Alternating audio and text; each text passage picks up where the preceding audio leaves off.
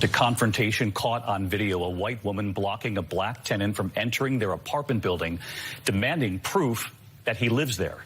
An all-time classic fake news clip, David Muir making a mountain out of a molehill because race is involved. A woman questions some guy, hey, do you live here? You don't have a key fob.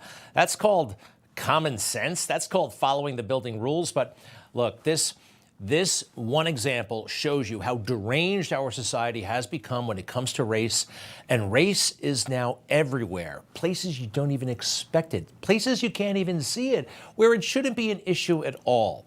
Now, I want to talk about, because it doesn't seem like it's an issue of race, the shooter in Michigan. You heard about this.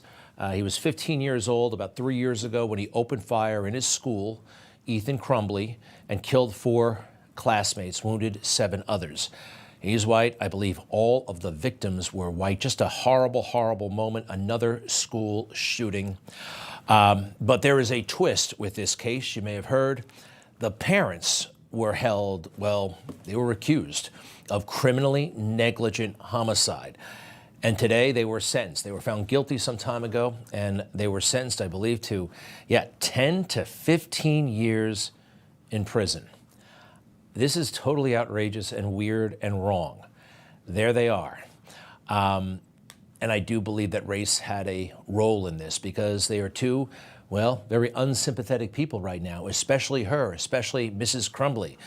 A white woman from, well, not the city, and that is not viewed with much respect these days. Look, this has never been done before, really.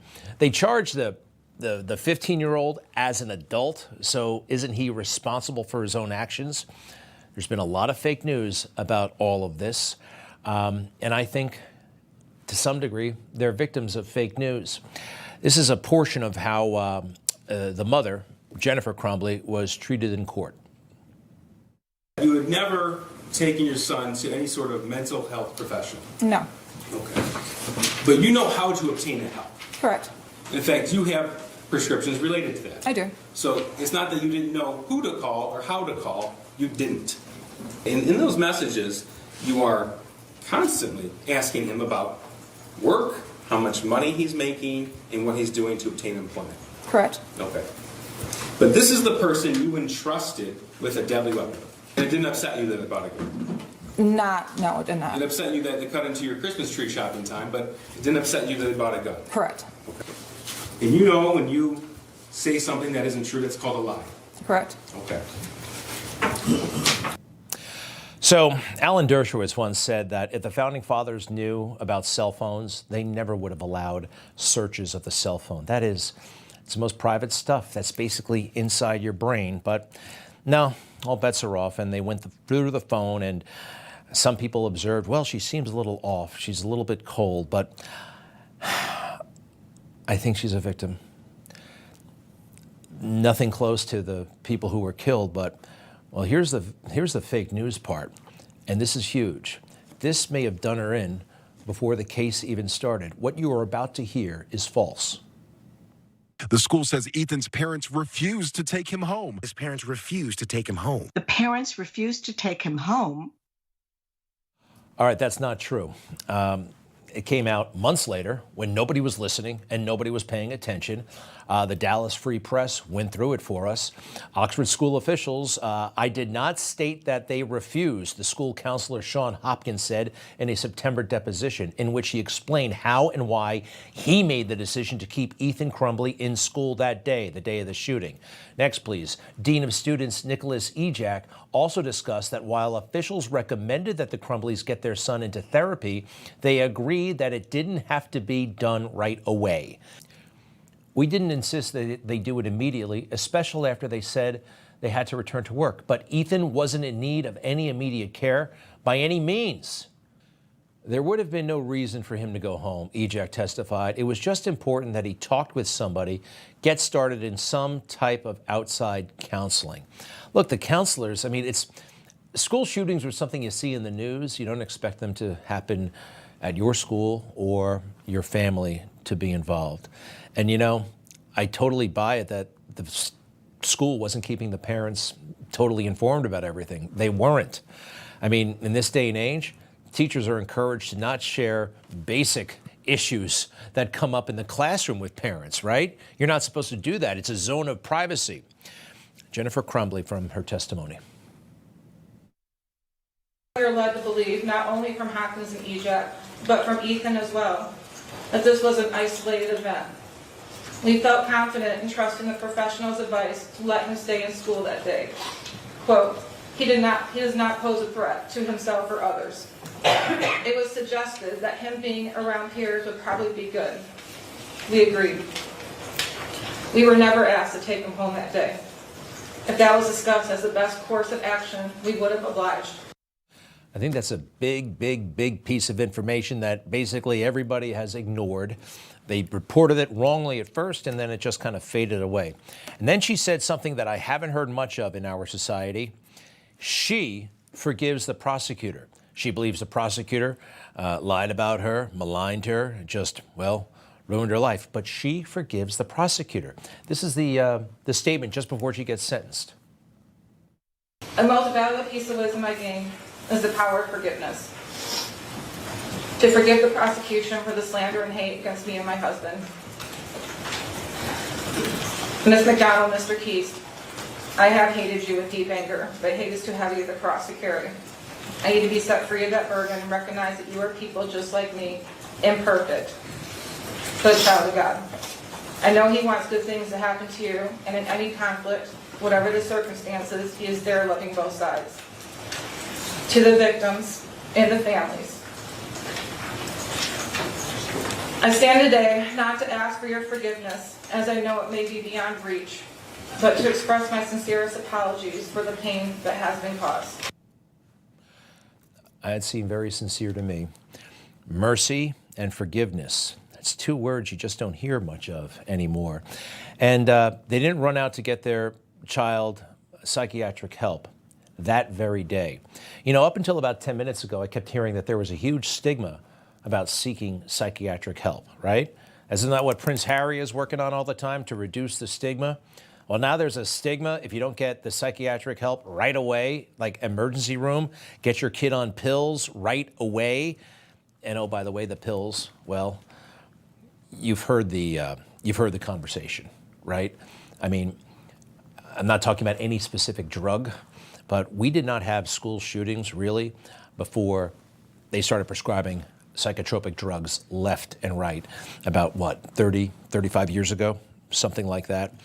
A couple of other things that have happened in the previous decades that are always overlooked in the whole debate about guns and school shootings.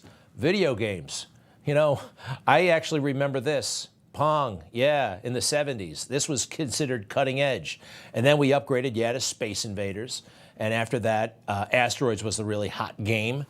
All right, and then I basically retired from video games. And now, Call of Duty, Wild Wild West, SEAL Team 19, you know, just the stuff that happens in these things are incredible. You're telling me this doesn't have anything to do with the rise in violence among young people? I think there's a big link, probably. What do you think? All right, so brings back to the issue of race. Can I prove that race played a role here? No, but I can tell you this. That attorney, in a million years, the prosecutor, never would have berated a black woman the way he berated that white woman. It would not happen. That is the reality. That's what elected officials consume themselves with. Most people don't care about race. They care deeply. How will I look? How will this affect me? And this case, I wonder if it's going to set a precedent. I don't think so. Because if we were really fair about this matter, if we were going to apply this standard to everybody, well, then we'd be hearing a lot about race, okay? There are mass shootings in Chicago just about every weekend. Just about every weekend. Are the parents held responsible? I haven't heard that debate. Have you? Next, please. Pour all of your chants and all of your shouts upon the head of America. الموت لأمريكا! الموت لأمريكا! الموت لأمريكا! الموت لأمريكا! Until you can wake up and realize that it's not Genocide Joe that has to go. It's the entire system that has to go. Any system that would allow such atrocities and such devilry to happen and would support it, such a system does not deserve to exist on God's earth. Somebody called 911. If Donald Trump, what he said on January 6th, they're actually trying to say that that's not constitutionally protected free speech. This is an emergency. Mark Levin discovered this and made it known to the world. And it really is shocking.